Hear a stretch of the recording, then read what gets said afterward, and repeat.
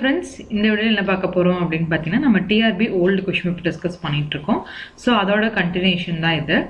So கண்டிப்பாக என் சேனலை like பண்ணிக்கங்க, ஷேர் பண்ணிக்கங்க, சப்ஸ்கிரைப் பண்ணிக்கோங்க.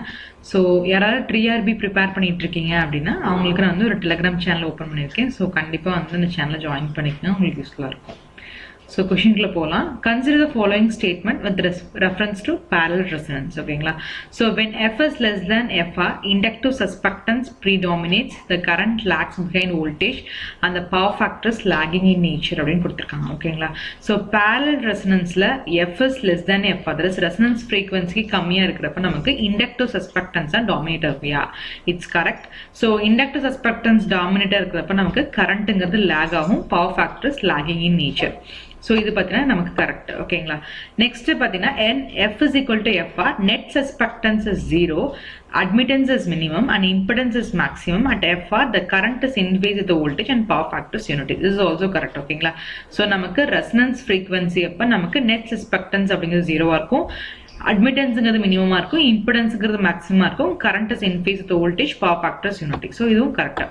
So next பார்த்தீங்கன்னா when F is greater than FR, capacitive suspectance predominates. Yeah, capacitive suspectance வந்து predominate இருக்கு. F is greater than FR இருக்கப்ப current lags the voltage கொடுத்திருக்காங்க, power factor is lagging. So it is wrong. ஓகேங்களா?